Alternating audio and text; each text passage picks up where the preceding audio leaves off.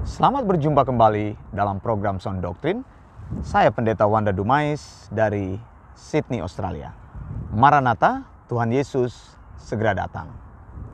Saudara yang dikasihi Tuhan, beberapa sound doctrine dari Yesus perlu kita periksa. Apa yang dikatakan Tuhan Yesus mengenai pengajarannya yang Alkitabiah?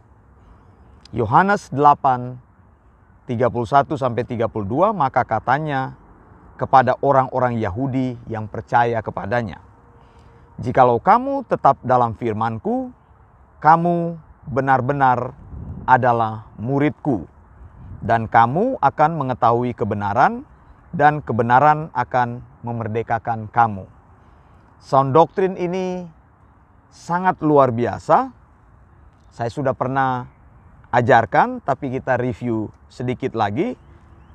Tuhan katakan kita harus tetap tinggal, menetap, atau stay. Ya, ini perkataan ini sama seperti kurang lebih orang berada di dalam rumah. Jadi jangan keluar dari rumah, begitu kata-kata Yesus.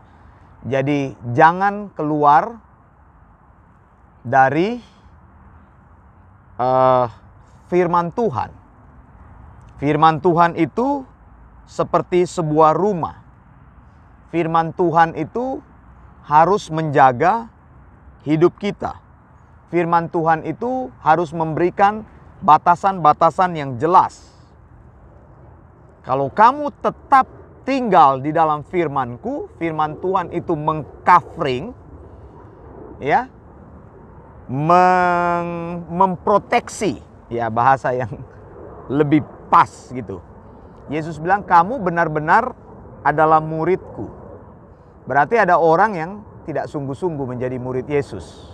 Tapi di sini Yesus bilang murid-murid-Ku mereka tetap di dalam logos-Ku. Begitu. Yesus adalah rema dan Yesus adalah logos. Begitu ya. Nah, kalau berdoa jangan bilang Tuhan berikanlah kami rema. Tuhan biar firman-Mu menjadi rema. Itu tidak alkitabiah omongan itu. Rema apa yang engkau mau cari? Engkau mau dengarkan suara Tuhan. Firman Tuhan itu harus berubah menjadi pengertian. Yang ngomong aja Tuhan biar firman-Mu menjadi pengertian. Bukan menjadi rema. Apa artinya rema? Rema itu adalah kata-kata lisan. Begitu. Jadi engkau tunggu-tunggu Tuhan mau bicara lisan? Tidak. Jadi doa yang tidak alkitabiah begitu. Ungkapan yang tidak alkitabiah begitu. Jangan ikut-ikut orang. Begitu. Atau bilang inilah rema Tuhan. Inilah rema yang saya dapat. Rema apa? Apa yang kamu dapat? Kenapa nggak ngomong aja biasa? Ini pengertian-pengertian yang saya pelajari. Begitu, bukan rema seolah-olah Tuhan bicara kepada dia. Makanya saya bilang tadi banyak orang ingin menjadi oracle, seolah-olah Tuhan ingin orang itu menjadi satu-satunya saluran. Ya, dalam kesempatan lain saya sudah pernah nyatakan hal itu. Kalau kamu tetap di dalam logos, kamu benar-benar murid-Ku, disciple-Ku. Begitu. Kemudian 32, dan kamu akan mengetahui kebenaran dan kebenaran itu akan memerdekakan kamu. Pokoknya kalau kita tahu kebenaran, mengenal kebenaran, memahami kebenaran, mengerti kebenaran, mengerti doktrin Alkitab, mengerti apa yang diajarkan oleh Alkitab, memahami firman Tuhan secara benar, doktrin lebih dulu. Kalau mengerti doktrin maka bisa mempraktekkan. Mengerti sound doctrine bisa mempraktikkan sound doctrine. Maka kebenaran itu akan memerdekakan. Percaya saya, engkau pasti akan bilang, oh iya ya, ternyata begini ya, kenapa saya salah melakukan selama ini. Kenapa? Karena engkau tidak memahami aletheia itu. Maka aletheia tidak pernah benar-benar memberikan kemerdekaan kepadamu. Jadi firman Tuhan itu memerdekakan. Bukan pelayanan pelepasan yang memerdekakan, bukan tengging-tengging orang yang memerdekakan. Bahkan saya pernah mendengar dulu, masa orang dibaptis itu tiba-tiba mengambang? Masa orang dibaptis tiba-tiba roh jahatnya keluar? Berarti belum bertobat. Kalau orang belum bertobat, kenapa harus dibaptis? Baptisan itu tanda pengakuan iman percaya di muka orang lain. Kalau orang belum bertobat, jangan dibaptis. Tidak perlu orang dibaptis. Kenapa mesti buru-buru mau membaptis orang? Belum bertobat mau dibaptis supaya orang tahu bahwa anggota jemaatmu banyak. Ajarkan dulu kebenaran. Baptisan itu pengakuan iman secara publik. Kalau orang itu sudah percaya, sungguh-sungguh memahami bahwa Yesus itu benar, pengajarannya sound doktrin, ya bisa dibaptis. Kita sudah ajarkan dia, tapi kalau belum, ya kenapa? Gitu. Makanya bayi tidak perlulah dibaptis. Belum tahu apa-apa, kenapa harus dibaptis? Begitu.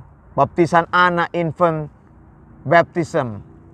Begitu. Tidak perlu membaptis secara bayi. Orang belum tahu apa-apa kok sudah dibaptis. Saya tidak setuju sistem pembaptisan bayi itu. Meskipun saya tahu persoalan ini bukan persoalan yang urgent, karena ini berada di tataran atau berada di level teologi praktika. Practical theology maksud saya, teologi praktis. Lalu Matius 4 ayat 4. Tetapi Yesus menjawab, ada tertulis manusia hidup bukan dari roti saja, tetapi dari setiap firman yang keluar dari mulut Allah. Nah, lagi-lagi Yesus menunjukkan prinsip rohani yang penting. Prinsip yang terutama dalam hidup itu adalah melakukan firman Allah, mengenal firman Allah. Firman yang sound doktrin, dia bilang theopneustos. Dari setiap firman Allah kita bisa hidup. Jadi engkau jangan terlalu khawatirlah dengan hidup ini. Kalau engkau tidak pernah memprioritaskan Tuhan, tidak pernah mengutamakan Tuhan, maka engkau akan terjatuh di dalam premis yang Yesus bilang. Matius 6 ayat 33. But if you first seek the kingdom of God and His righteousness, and all those things shall be added unto you. Kita mencari premis yang kedua. Karena tidak membuat kerajaan Allah sebagai prioritas utama. Maka yang kita cari itu di dalam hidup hanya apa? Hanya berusaha dalam hidup. Membuat hidup kita nyaman. Bekerja dengan rajin sekali. Mencari uang sebanyak-banyaknya. Membuat rumah yang besar. Aduh, kalau engkau sudah punya rumah yang besar, lalu itu yang engkau akan banggakan terus dalam hidupmu. Engkau akan selalu posting, engkau punya rumah yang besar, engkau punya mobil yang mewah, engkau akan selalu posting di Facebook untuk tunjukkan kepada orang. Kan manusia akan selalu mengaktualisasi dirinya. Ini hukum psikologinya. Ya, kalau punya mobil Mercedes-Benz, ya dia akan foto-foto mobil Mercedes-Benz-nya yang ditunjukkan. Orang lainnya mungkin tidak punya, ya gigit jari aja, nonton aja. Rumahnya besar, tinggal di mana, di Jakarta, di bilangan yang mewah, kompleks perumahan. Maksud saya, bilangan itu kompleks perumahan yang mewah. Entah di Pondok Indah lah, atau di mana lah. Lalu apa lagi yang kita banggakan? Posting lagi pekerjaan kita, gaji kita yang besar. Karena apa? Kita terjatuh dalam prinsip yang Yesus sudah bilang. Karena kita tidak mengutamakan kerajaan surga. Matius 6 ayat 33. Carilah dulu yang utama, prioritas utama kerajaan Allah dan kebenaran. Maka kita melakukan prinsip yang kedua. Instead kita mencari, kita melakukan dulu untuk diri kita. Nantilah. Kalau ikut Tuhan itu nanti kalau sudah tua. Kalau sudah pensiun, tidak ada kerjaan lagi. Tidak ada apa-apa yang harus dilakukan. Tinggal mau mengurus cucu, ya mulai sibuk mengikut Tuhan. Sibuk dengan perkara rohani. Meskipun tidak sepenuhnya salah, Tapi menurut saya, mari kita mengikuti sound doktrin Yesus. Bukankah hal yang bagus sekali kalau masih muda, kita sudah mencari kerajaan Allah? Kenapa? Karena segala urutannya akan Tuhan taruh di dalam order yang benar. Begitu. Mencari kerajaan Allah lebih dulu, kebenaran Allah, maka semuanya akan ditambahkan. Apa yang menjadi impianmu akan Tuhan genapkan.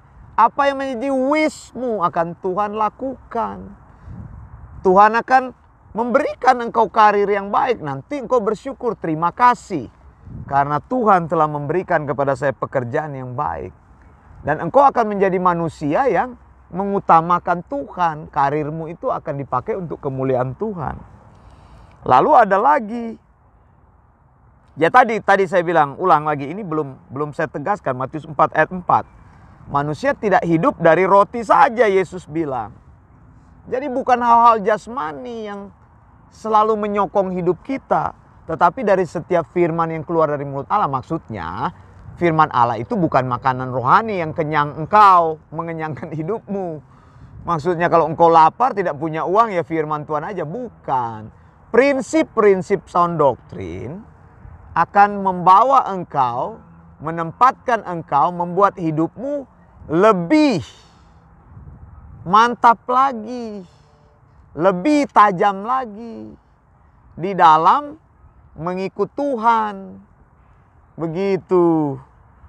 Dan itulah yang akan menghidupkan kita. Tuhan bisa memberkati dengan berbagai cara. Yohanes 4 ayat 34, kata Yesus kepada mereka, makananku ialah melakukan kehendak Dia yang mengutus aku dan menyelesaikan pekerjaannya. Yesus sendiri mengaku makanannya adalah melakukan kehendak Allah. Bagaimana caranya melakukan kehendak Allah? Kalau kita tidak tahu sound doktrinnya apa? Jadi jangan mengandalkan diri pada praktek. Beriman terlebih dulu, andalkan diri dalam prinsip rohani. Doktrin, belajar doktrin. Baru kita bisa melakukan kehendak Allah. Melakukan kehendak Allah itu apa? Menyelesaikan pekerjaan Allah. Itu artinya, saya sudah pernah jelaskan hal itu. Menyelesaikan. Kalau engkau belum pernah menyelesaikan pekerjaan Allah, berarti engkau belum melakukannya. Ya, Yesus sudah terangkan di sini, melakukan dan menyelesaikan. Begitu. Makanya saya selalu bilang, bagaimana engkau berada, bagaimana engkau bisa melakukan kehendak Allah dan menyelesaikan pekerjaan Allah kalau engkau ada di gereja yang salah. Gereja yang tidak mengajarkan engkau Alkitab yang sesungguhnya, sejujur-jujurnya, sebenar-benarnya. Gereja yang tidak membuat engkau menjadi jemaat yang pintar. Lalu yang mendengar khotbah ini bilang, wah kalau begitu gerejanya Pak Wanda dong. Bukan. Saya tidak pernah mengajak orang untuk datang ke gereja saya, menarik dari jemaat lain. Tidak. Saya mengajar orang berdiri teguh di atas kebenaran firman Tuhan. Kalau engkau berada di gereja yang salah, engkau keluar dari situ, buat gereja yang benar. Ajak orang-orang yang mengerti doktrin yang benar. Oh Pak Wanda gimana caranya? Ya datang ke sekolah kami. Ikuti Eleos Theological School. Saya ajarkan bagaimana caranya membuat jemaat yang sound doktrin. Dan jemaat sound doktrin itu bersifat lokal. Tidak ada hubungan dengan gereja kami. Jadi lokal, independen, bukan sinodal. Oh bagaimana Pak Wanda membuat jemaat lokal? 2-3 orang yang berkumpul dalam nama Yesus. Jadi tidak dibutuhkan banyak orang. Kalau sudah ada 2 atau 3 orang, buat jemaat yang Alkitabiah. Ngapain ada di satu tempat yang hanya menghabiskan hidupmu dengar dongeng-dongeng. Coba telitilah firman Tuhan yang keluar dari mulut hamba-hamba Tuhan yang engkau dengar. Apa khotbahnya? Mengajarkan kebenaran gak orang itu? Atau cuma cerita-cerita dari A sampai Z? Kesimpulannya gak ada. Atau cuma melawak? Tidak pernah mengajarkan prinsip firman Tuhan. Jadinya jemaat tidak mengerti firman Tuhan apa. Khotbahnya itu hanya khotbah-khotbah yang memotivasi. Ya motivasi, ya bagus lah itu menurut saya. Tapi jemaat perlu lebih dari itu. Kalau cuma baca-baca tuh motivasi, menulis motivasi. Saya lihat semua orang sudah jadi motivator sejak ada Facebook, Instagram. Coba baca. Semua tulisannya memotivasi. Yang kita perlukan adalah sound doctrine. Yang kita perlukan adalah pengajaran yang alkitabiah, bukan motivasi. Bukan filsafat. Yang ngajar-ngajar cuma filsafat. Filsafat manusia, psikologi dibawa masuk di dalam gereja. Mengajar bagaimana orang mendapatkan jalan pintas untuk mengatasi persoalan. Semua manusia punya persoalan, punya masalah. Ya kalau nggak mau masalah ya mati aja. Hanya orang mati yang tidak ada masalah. Orang yang masih hidup punya masalah. Jadi tidak tepat kalau di dalam gereja, datanglah ke kebaktian kami. Mereka yang punya masalah berat, nanti masalahmu diselesaikan. Mana bisa masalah diselesaikan di gereja? Hutangmu yang banyak tidak bisa selesai di gereja. Yang engkau butuhkan adalah hikmat. Makanya sound doctrine harus disampaikan. Begitu. Jadi pertumbuhan apa yang engkau bisa dapatkan? Engkau tidak akan bertumbuh imanmu kalau dengar khotbah yang tidak alkitabiah, yang tadi saya bilang. Terus khotbahnya apa? Masalah, Injil kemakmuran, kesuksesan. Nah ini terkait dengan memberi ini. Kalau kamu rajin memberi, berkatmu akan lebih. Oh kenapa Pak? Iya, Tuhan akan membuat perbedaan. Pendetanya khotbah. Perbedaan apa Pak? Tuhan akan membuat perbedaan. Orang yang memberi 10% dari income-nya dengan orang yang tidak membayar persepuluhan. Jadi ada dua kelompok nanti di dalam gereja itu. Mereka yang memberi persepuluhan dengan yang tidak. Ada perbedaan hidup berarti. Yang memberi persepuluhan lebih kaya daripada yang tidak memberi persepuluhan. Yang memberi persepuluhan lebih sukses daripada yang tidak memberi persepuluhan. Ujung-ujungnya uang. Makanya ini. Anda tahu gereja-gereja di Korea itu kenapa jemaatnya banyak? Saya membaca tesis yang bagus sekali dari seorang rekan. Jangan salah, bukan karena kekuatan doa mereka, bukan. Gereja Korea terkenal dengan gereja yang jemaatnya banyak. Kaya. Tapi rekan pendeta ini menulis tesis. Dia membuktikan pengaruh samanisme. Samanisme itu kepercayaan di Korea kepada arwah-arwah leluhur. Itu yang mempengaruhi gereja-gereja di Korea. Jadi saudara hati-hati. Prinsip alkitabiah harus menjadi pegangan dalam hidup kita. Sound doctrine, sekali lagi saya katakan. Kalau tidak sound doctrine, keluar dari situ. Engkau tidak menjadi orang yang alkitabiah, tapi dibawa menjauh dari kehendak Allah.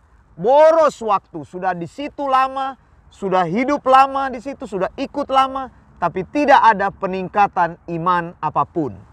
Saya Pendeta Wanda Dumais dari Sydney, Australia. Maranatha, Tuhan Yesus segera datang. Blessings.